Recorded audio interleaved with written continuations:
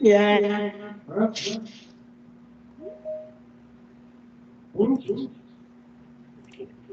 Can I am I coming?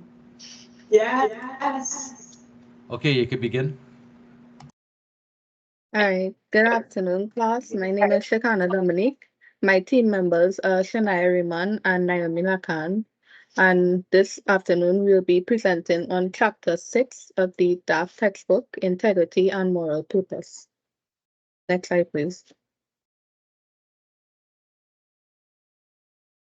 Our objectives for tonight is moral leadership definition, examples of moral leadership in today's society, moral leadership versus immoral leadership, behavior of a moral leader and how to become a moral leader, being an ethical leader, effects of unethical leadership, levels leading to servant leadership, the 4 principles of servant leadership, leadership courage, and finally, personal courage.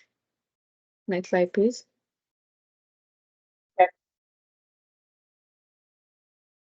So we're all familiar with these 3 cases. We would have seen them from our first session with Sir or learned about them in our daily lives. But for those who may not remember, I'll just do a quick refresher for some context. Starting with Rosa Parks.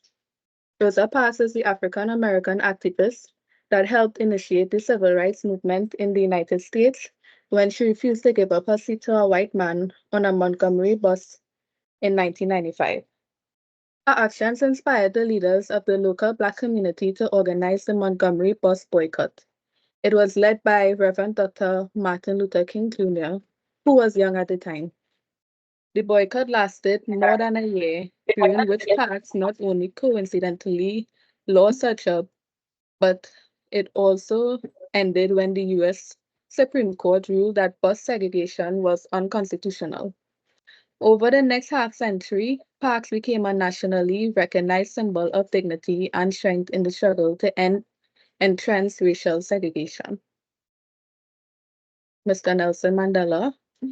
Nelson Mandela was a social rights activist, politician, and philanthropist who became South Africa's first Black president from 1994 to 1999.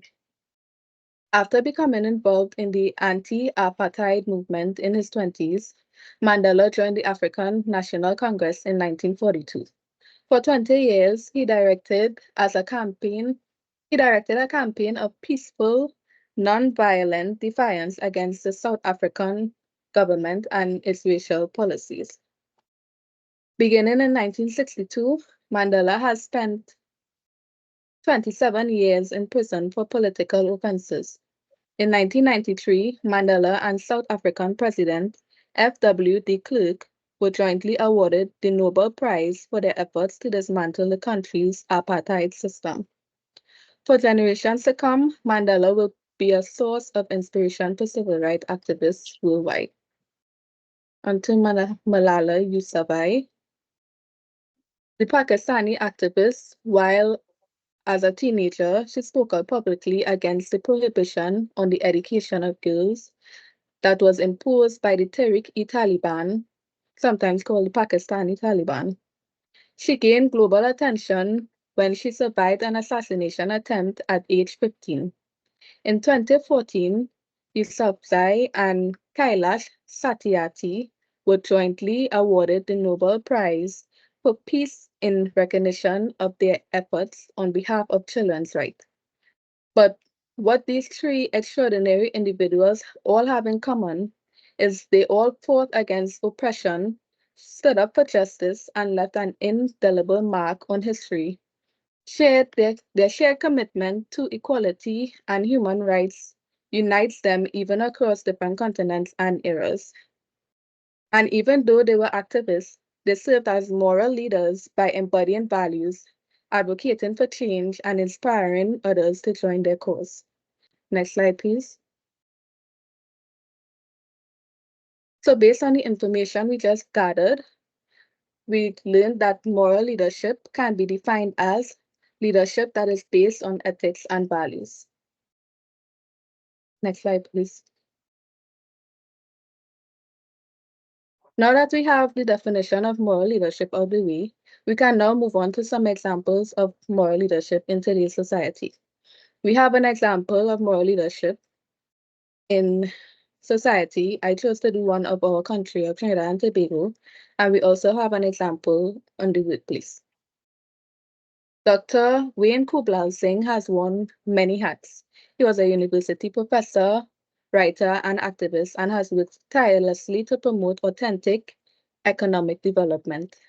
In 2002, he organized the University of the West Indies Symposium on land use for 77,000 acres of land and infrastructure on the west coast of Trinidad, which was about to be abandoned due to the closure of CRN 1975 Limited and the historic sugar industry.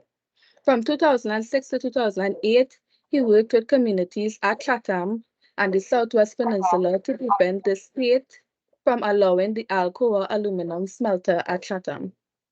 Similarly, Labre and the Southwest Peninsula from 2006 to 2010 to prevent the state from proceeding with the Alutrint aluminum smelter.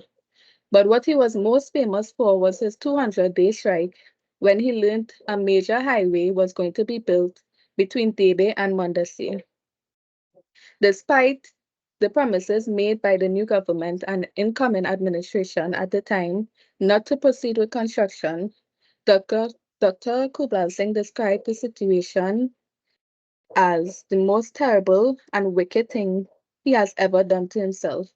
To this day, he suffered with his heart, lungs, and kidneys as a result of the ordeal. In addition to the impact on his health, he was arrested multiple times and fired from his university post. He still has no regrets. But just like the other activists we highlighted earlier, he fought for what he believed was right, and that the conservation of the and that was the conservation of the sensitive wetlands between these two areas and the 4 villages and the residents that lived there. Next slide, please. Next slide.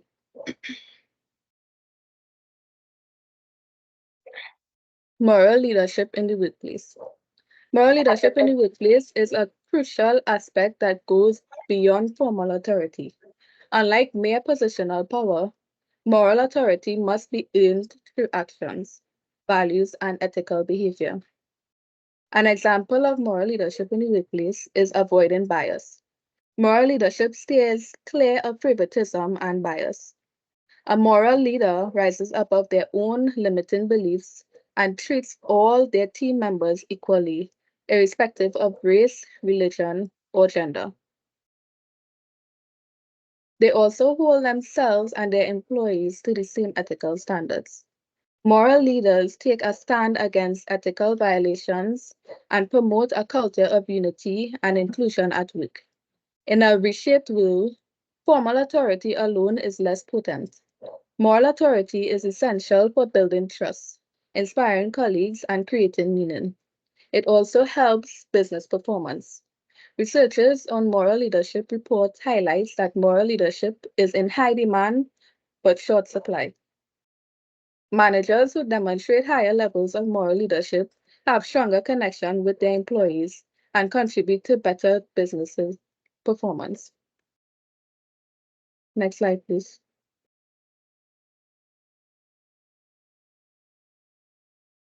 Moral leadership isn't just about formalities, it's about embodying values, fostering trust, and making principled decisions that benefit both employees and the organization. Next, we are going to compare some characteristics of moral versus immoral leadership, starting with moral leadership. Ethical behavior. Moral leaders consistently act in alignment with ethical standards and societal norms. They uphold honesty, transparency, and accountability. They're also empathetic. They demonstrate empathy and compassion towards others, considering the well-being and feelings of individuals and communities. They're inspirational. Moral leaders inspire trust, loyalty, and commitment among their followers. They're servant leaders. They serve their teams and organizations placing the needs of others above their own. They have a long-term perspective. Moral leaders focus on sustainable outcomes, considering the long-term impacts of their decisions. And the impact moral leadership has is organizations led by moral leaders tend to have stronger connections among colleagues, improve business performance, and a culture of shared values. Moral authority earned through consistent ethical behavior is essential for building trust and envisioning a better future. Immoral leadership. I have a short definition on immoral leadership, and it is immoral leadership, on the other hand, involves behaviors that violate ethical norms, harms others, or prioritize self-interest over collective well-being. Characteristics of immoral leadership, starting with unethical behavior. Immoral leaders engage in dishonesty, manipulation, and exploitation. They also have a lack of empathy. They disregard the feelings and needs of others, often pursuing personal gain at any cost. They cannot be trusted or they're not trustworthy. Immoral leaders erodes trust, damages relationship, and undermines organizational culture. They tend to abuse power. They misuse their authority, leading to negative outcomes for individuals and organizations. They have a short-term perspective. Immoral leaders may prioritize immediate gains without considering long-term consequences. And the impact that immoral leadership has is organizations led by immoral leaders may experience decreased employee morale, higher turnover rates, and reputational damage. Short-term gains achieved through unethical means can lead to long-term harm. To summarize, moral leadership emphasizes ethical conduct, empathy, and long-term vision, while immoral leadership disregards ethical norms and prioritizes self-interest. The choices between these two paths significantly influences organizational culture, employee well-being, and overall success. Next slide, please.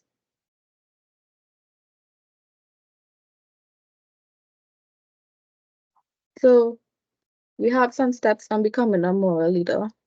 Moral leaders make decisions, actions, and behaviors from a neutral perspective. They distinguish right from wrong and they choose to do right. Moral leaders uplift and encourages their followers to be a better version of themselves. They also know how to manage their ego and they also know how to embrace change. Next slide, please. So from the textbook, they have 3 levels of personal moral development. Level 1 is pre-conventional, which follows rules to avoid punishment, acts in its own interests, blind obedience to authority for its own sake. Level 2 is conventional, lives up to expectation of others, fulfills duties and obligations of social system, and upholds laws. Level 3 is post-conventional principled. They follow internalized universal principles of justice and right. Balances concern for themselves with concern for others and the common good. Acts in independent and ethical manner regardless of expectation of others. So I'll now be passing on to Naomi.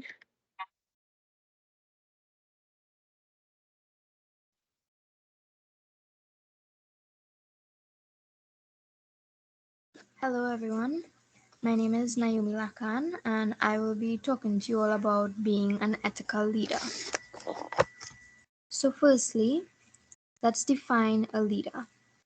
A leader is considered to be the one in charge, a person who inspires confidence in others and moves them to action.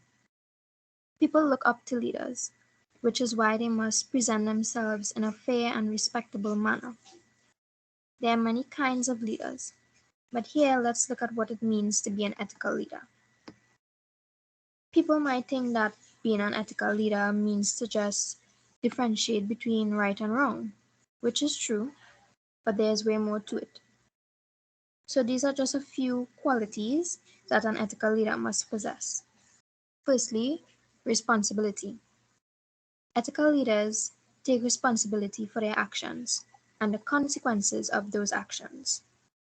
They must acknowledge their mistakes, which they will make because we are all human. They then learn from those mistakes and set the example for others to follow. Secondly, ethical leaders gain trust and support by being reliable, accountable, and trustworthy. They follow through on all their promises and commitments. And even if they can't for some reason, a good explanation should be given to the person relying on them. Next, empathy. Ethical leaders need to show empathy towards others by actively listening to understand different perspectives.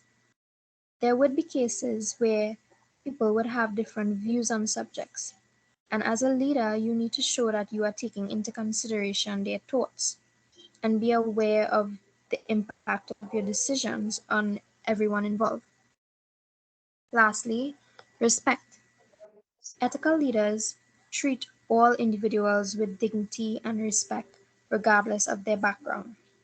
They value diversity and promote inclusivity within their teams and organizations. So, these four qualities responsibility, trustworthiness, empathy, and respect are just a few of what an ethical leader should possess. Next slide.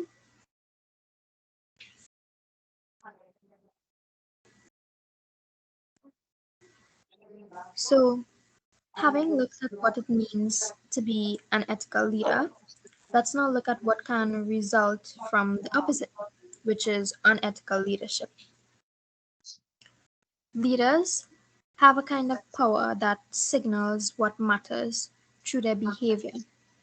When leaders act unethically and operate from principles of selfishness and greed, their followers may come to see this unethical behavior as okay. So it's like if you witness someone in the workplace ill treating another person and you do nothing about it, the people around you who look up to you will think that this is okay, that this is an okay way to act, and they will continue to do so. Sometimes it's hard to stand up for what's right, but in order to create an environment of integrity, leaders must make it known to their followers what is acceptable and unacceptable. Another thing is unethical leaders loses trust among others and can damage the reputation of a whole organization by their behavior. This can affect relationships with customers, stakeholders, and the general public. Next slide.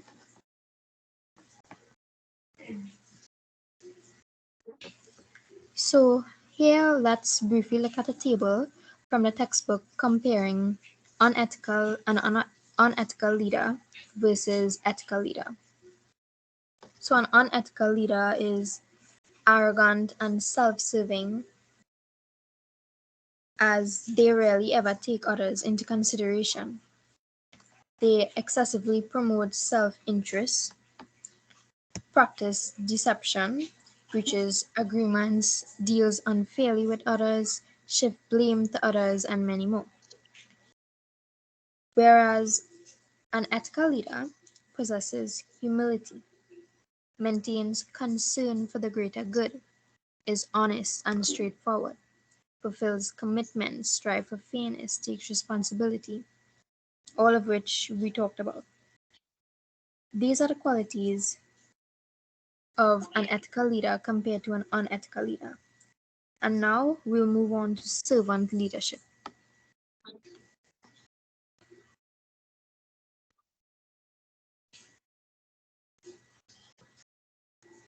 Now we'll be talking about servant leadership. And here we have a quote from Robert K. Greenleaf. It says, "The servant leader is a servant first. It begins with the natural feeling that one wants to serve." Now that leads us to our first question of what is servant leadership? And the textbook defines servant leadership as leadership as leadership that transcends self-interest to serve the needs of others, to help others grow, and provide opportunities for others to gain materially and emotionally.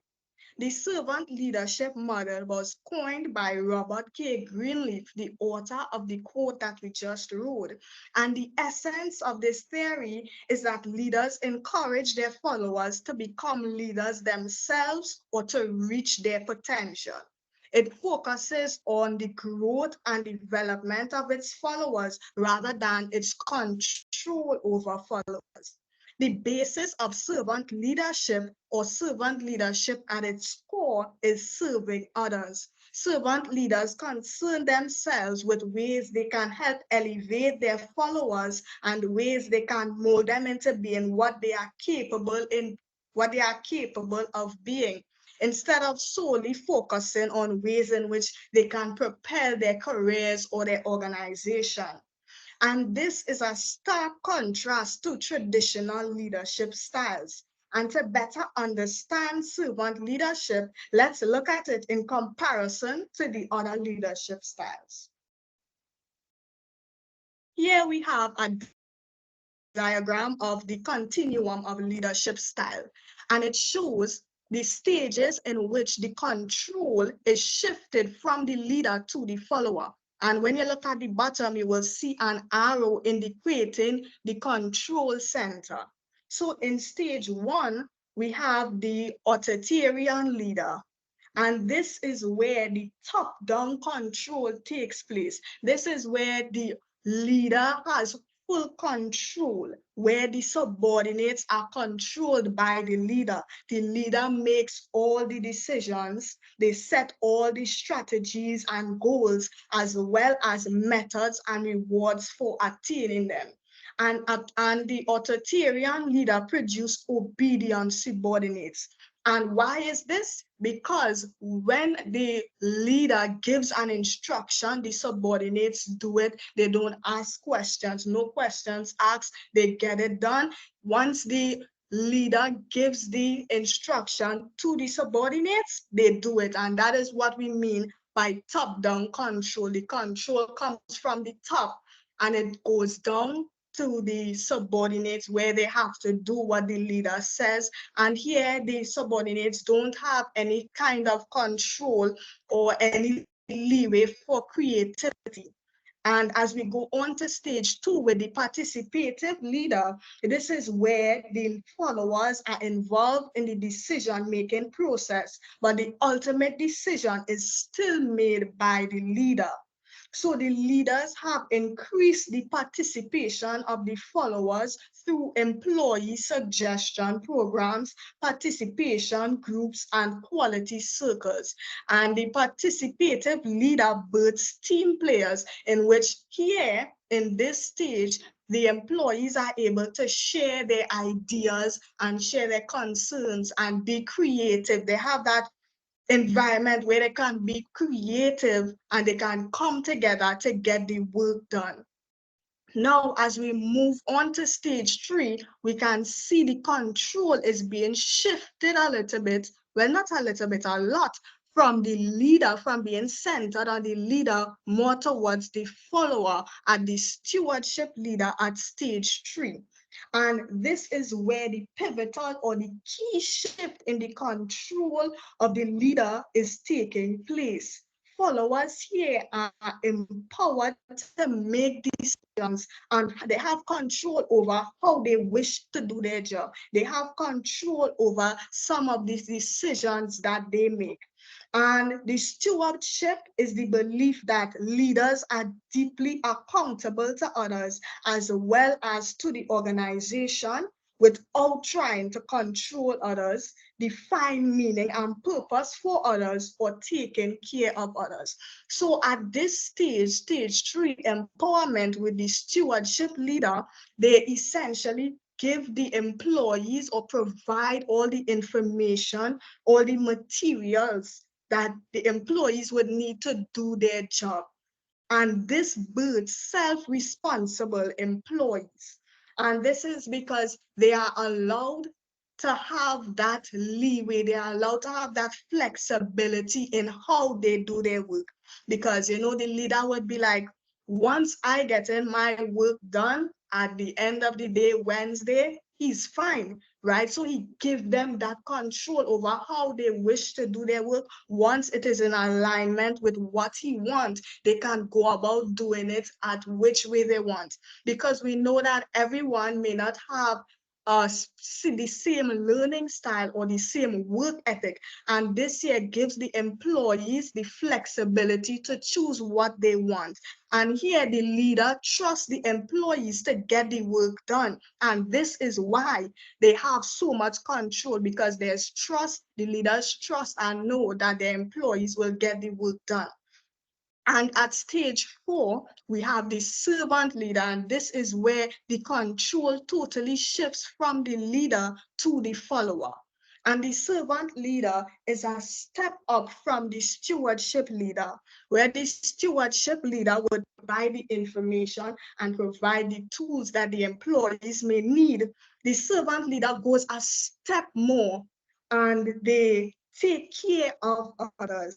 They define purpose for others. They don't necessarily try to control them. And as we just learned with the stewardship leader, that they don't define meaning and they don't define purpose for others and they don't take care of others. And this is the difference between the stewardship and the servant leader. The servant leader serves their employees or serve their followers.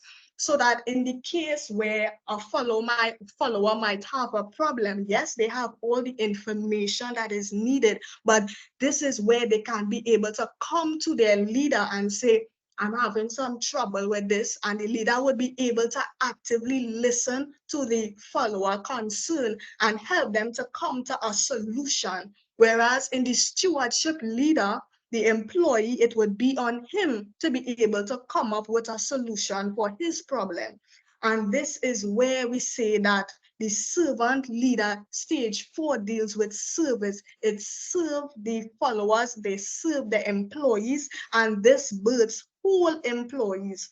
Now you might be saying whole employees. I know about whole employees. What is so it have half employees then? No.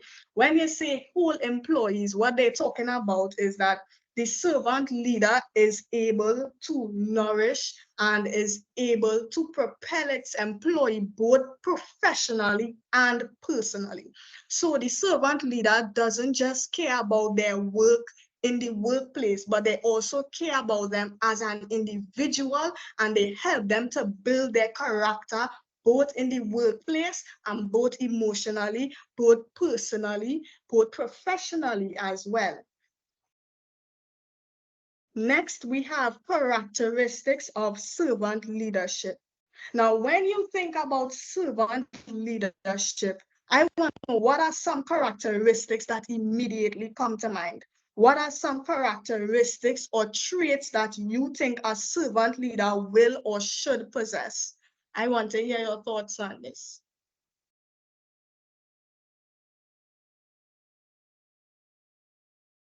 Humility.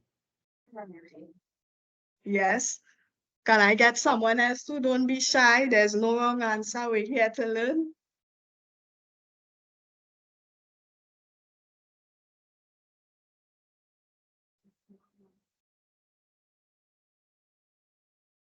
Okay. Well, Larry C. Spears identifies 10 characteristics of a servant leader, and these are listening. They have a commitment to listening intently to others, coupled with periods of reflection. Empathy. They make an effort to understand and empathize with others and to accept others. Awareness. They have general awareness as well as self-awareness, which contribute to an understanding of issues related to power and ethics and values. Healing. They have a focus on helping others overcome emotional wounds and aid in the search for wholeness. And as we just said, servant leaders isn't just looking at the person as an employee, but they look at them as a whole, as a person itself, makeup, where they are an employee, but they may also be a mother, where they are an employer, but they also may be a daughter. You know, they don't just look at one half of the whole, they look at the person as a whole. Next, we have persuasion.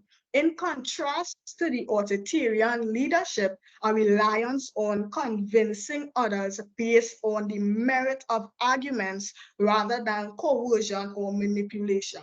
So they don't try to manipulate the employees to get them to do what they want, but rather they would have a talk with them and try to convince them of their side, try to convince them to see things how they see it so that the employee can come to terms with it and agree instead of trying to manipulate or coerce them into changing their mind. Commitment to growth of people. They believe that people have an intrinsic value that is beyond their intangible contributions as workers. And this is what we just talked about. And this leads to a strong commitment to the growth of each individual. Foresight. They take efforts to understand the lessons of the past, the realities of the present, and likely the consequence of a decision for the future. Because we have to remember that these are still leaders, so they need to be able to analyze decisions that was made in the past and learn from them and see how they may be able to affect decisions that they make now and how decisions they make now will influence the future. Conceptualization, an ability to think beyond day-to-day realities and dream big. So these leaders should be able to have a vision. They should be able to see what they want for their followers as well as themselves. You wouldn't want to be following anybody if they don't have a vision, if they don't know where they want to go, if they don't have some place in mind. Stewardship. They behave with the understanding that one has been entrusted with running the organization for the greater good of society. And lastly, building a community, a desire to create true community within the organization and other institutions. Next, we have the 4 principles of servant leadership. Firstly, we have put service before self-interest. What this is saying is that servant leaders will offer help even if there's nothing in it for them. They will continue to serve and foster change and growth in others without ulterior motives. So these leaders are not nice just and solely because, if their followers and subordinates are doing well, that's a guaranteed promotion for them. No, they don't think like that, but they serve others. They put others before themselves simply because they care, simply because they have a heart to serve. 2, listen first to affirm others. This leader doesn't impose his or her will on others. One of the servant leader's greatest gift to others is listening, fully understanding the problems others face and affirming their confidence in others. So when a team member eventually comes to them with a problem, they'll be able to listen and make them feel heard. And this way, the employee will always feel comfortable reaching out to them. 3, inspire trust by being trustworthy. One way that they do this is by sharing all the information, the good, the bad, the ugly, and they make decisions to further the good of the group rather than their own interests. We know that it will have some leaders that where their group is getting in trouble, they would take out the self to save themselves, and they would leave their employees or their followers behind in the dust behind to clean up the mess that has been made. But these leaders, they don't do that. They make decisions to further the group, to further the good of the group. They don't just think about themselves. Okay, I had to get out of this, otherwise my promotion at stake, my raise at stake. If they find out about this, I done. That's not how they think. but they think for the good of the group. They think of the group as one. And lastly, nourish others and help them become whole. They believe in the unique potential of each person to have a positive impact on the world. So they nourish others, they push them towards their potential, they push them towards their purpose, because they believe that they would be able to have a positive impact. Because while I serve you, you would in turn go and serve others. And this is the flow of servant leadership. Now that we have learned what servant leadership is, I want to make it abundantly clear what servant leadership is not. Because we're hearing all these nice things about servant leadership, and it would have you thinking that, wow, this leader does probably get taken advantage of. This leader is probably a doormat. This leader is not strong. This leader is probably serving everyone's request. This leader is probably doing all the dirty work, letting everyone else set their agenda.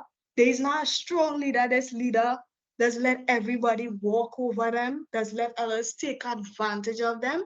But here I'm here to tell you that that is not what servant leadership is.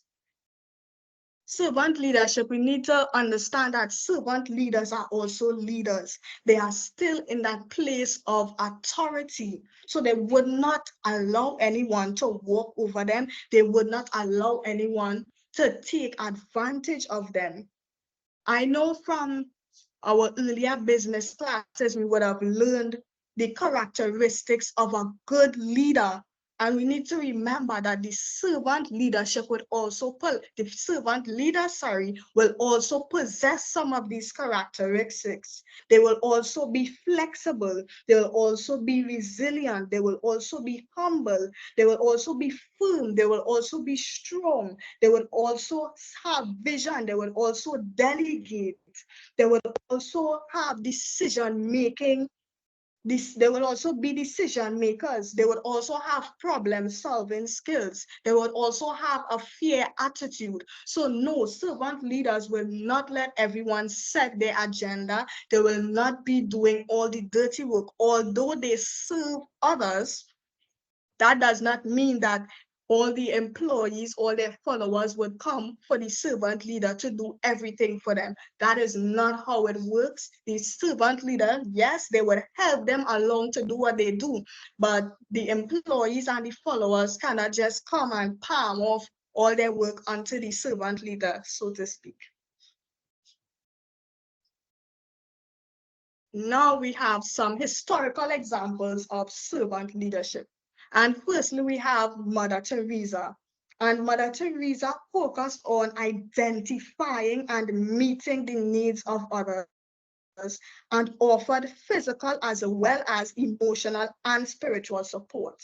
Her ability to develop other needs by serving them initiated those servants to help serve others and build the missionary organization as a whole. And when we talk about servant leadership, we say that they lead by example.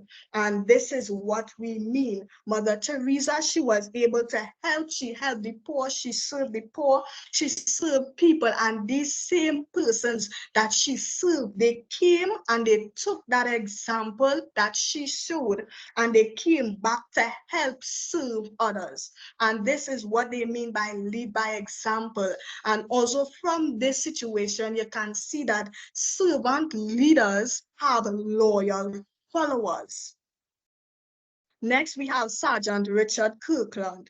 And in the very one-sided battle of Fredericksburg, many were suffering from their wounds, and they were cold and thirsty out on the battlefield.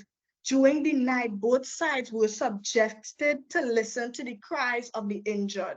And 19-year-old Sergeant Richard Kirkland couldn't stand it anymore. And risking his life, he crossed the enemy lines and tended to the injured with water to quell their thirst and to meet their needs. And this was the moment that stopped the Civil War, all because he decided to go and serve others. He had the courage, and we'll be speaking about that in a little bit. He had the courage to go and serve others. And lastly, we have Jesus. And there's plenty examples to take from him, but the one that we'll be looking at today is where he demonstrated servant leadership by washing his disciples' feet. And this was typically the job of the lowest servant in the household. But for whatever reason, that servant was not present.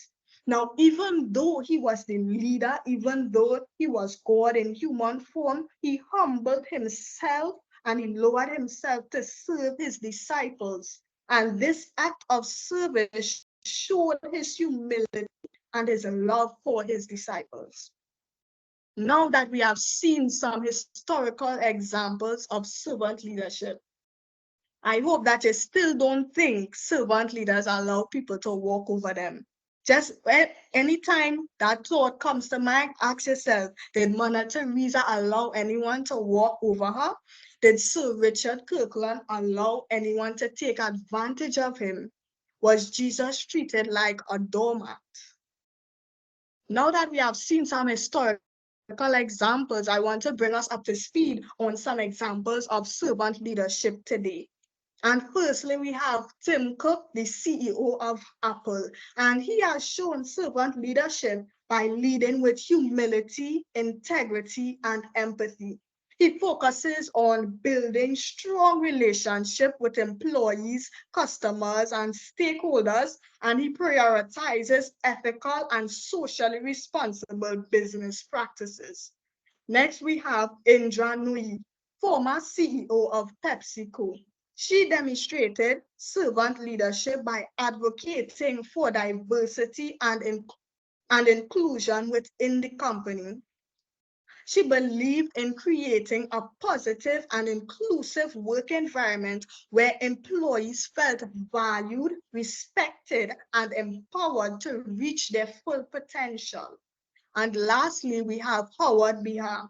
He was the former president of Starbucks, and he embraced servant leadership by focusing on the well-being and development of his employees. He believed that by supporting and empowering his employees, they could in turn provide excellent customer service. Now that we have learned about servant leadership, I have another question for you. Have you ever encountered a servant leader, whether it may be in your workplace or somewhere else? I know that some of us would have encountered autocratic, democratic, or even laissez-faire leaders, but I want to know, have you ever encountered a servant leader? If not, you can simply say no.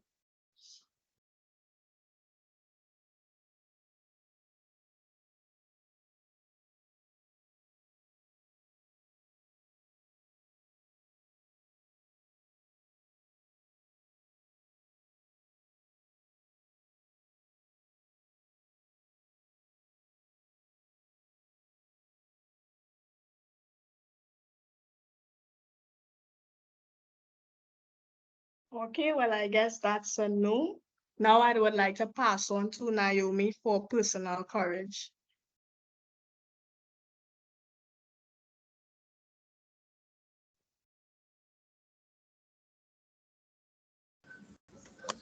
Hi everyone, this is Naomi again, and we're going to be looking at leadership courage and finding personal courage. So, leadership courage. What is courage? Courage in leaders is the willingness and ability to take bold and principled actions in the face of uncertainty and risk. Leadership courage means taking risks for a larger ethical purpose, and they encourage others to do so. So, we're going to look at how leaders show courage and what it means for them. Leaders sometimes have to reach deep within themselves to find the strength and courage to resist any temptations or to stand up for moral principles when others may ridicule them. So, going back to when I was speaking about ethical leadership, and my example of speaking up when witnessing unethical behavior in the workplace. This takes courage because you have to find the strength to stand up for what's right, even though everyone else is doing it. Having courage means that you won't always fit in because sometimes the environment that you're trying to fit into isn't good. And you have to be the one to show others what is acceptable and unacceptable behavior. Secondly, courage often means non-conformity, going beyond comfort zones. Obviously, standing up for what's right and standing out and apart from the group can be an uncomfortable situation. But this is what having courage requires you to do. And soon, these uncomfortable situations won't be that uncomfortable anymore. Courage means asking for what you want and saying what you think. Sometimes the desire to please others diminishes our ability to speak up. Courage means fighting for what you believe in. Leaders take a risk, but they do so for a higher purpose, an ethical purpose. Next slide. So now, finding personal courage. We talked about leadership courage, but before you can have courage as a leader, you need to find the personal courage within yourself. Having courage doesn't come naturally with being a leader. It is harnessed and practiced within yourself first. So these are just a few ways to find your personal courage. Believe in a higher purpose. Sometimes, when you have a strong emotional commitment to a larger vision or purpose, it gives you the courage to do what needs to be done. Next, draw strength from others.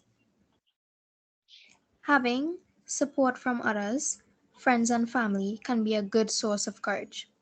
For example, love is a good source, like the love for a child would give you the courage to risk your life for them.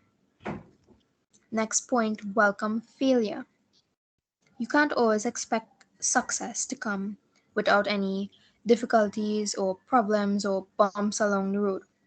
When you accept the failure, you are at peace with the worst possible outcome. So moving forward would be easy.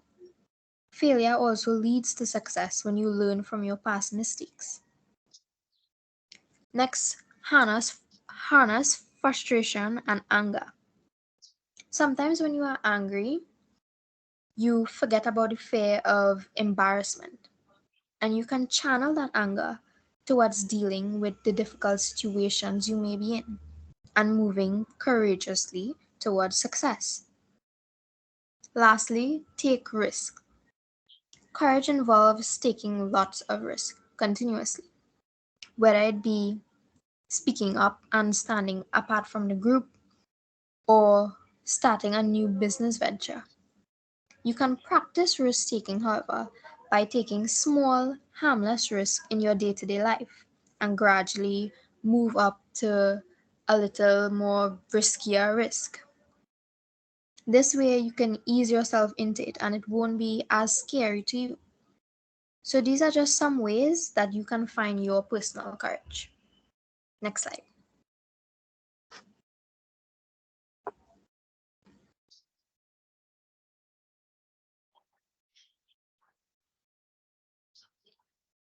So now we will be talking about how does leadership courage apply to moral leadership. Moral leadership, hold on. Moral leadership is a critical attribute for effective leadership, especially when it comes to moral courage. Courageous moral leaders do what's right despite fear. Moral courage in leadership involves making decisions and taking actions that align with ethical principles, even when there's a risk of negative consequences. Leaders who demonstrate moral courage act in accordance with their values, even if they feel afraid or face potential backlash. Building trust and integrity. When you observe a leader who exhibits personal courage, you're likely to trust them more. Trust is essential for effective leadership.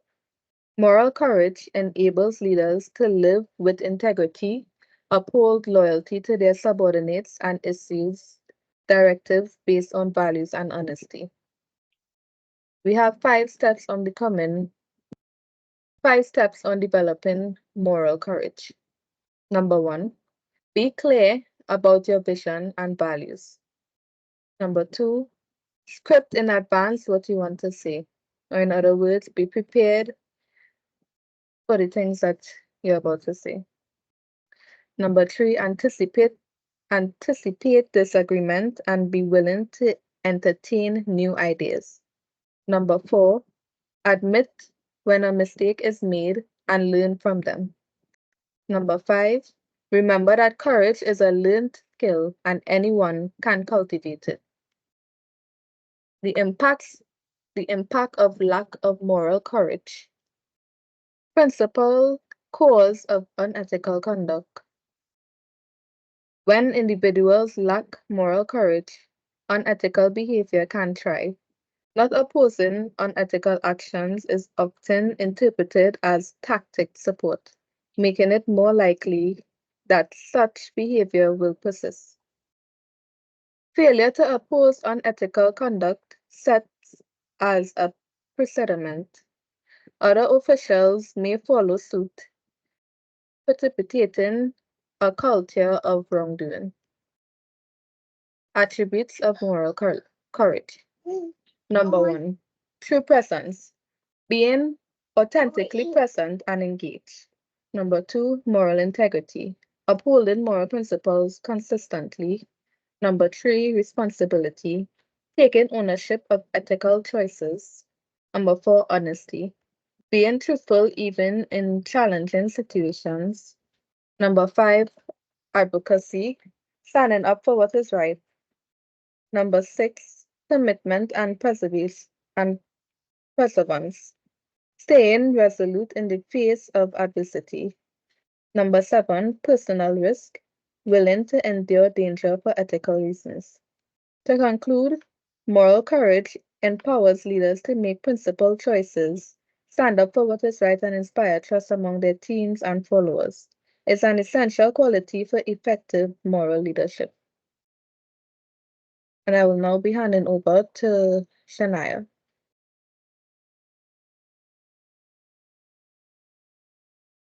To conclude all that has been said, we know that leaders face pressures that challenge their ability to do the right thing. And these pressures may be to cut costs, to increase profit, to meet the demands of various stakeholders, and to look successful. But creating an ethical organization requires that leaders act based on moral principles. Leaders will always have a choice of being ethical or unethical, moral or immoral, but it takes the courage to choose what is right and follow through with it. Acting as a moral leader means demonstrating the importance of serving people and society. Leaders who operate at higher stages of moral development focus on the needs of followers and universal moral principles. We've also learned that ethical leaders are humble, honest, and straightforward. They maintain a concern for the greater good, strive for fairness, and demonstrate the courage to stand up for what is right. We've also looked at servant leadership in where they put the needs of their followers and the needs of the people before themselves. Now, I'd like to end our presentation with a quote from Peter Drucker, and it says, "The key to greatness is to look for people's potential and spend time developing it." And next, we have our references. And this brings us to the end of our presentation. Thank you for your time. If there's any questions, please feel free to ask.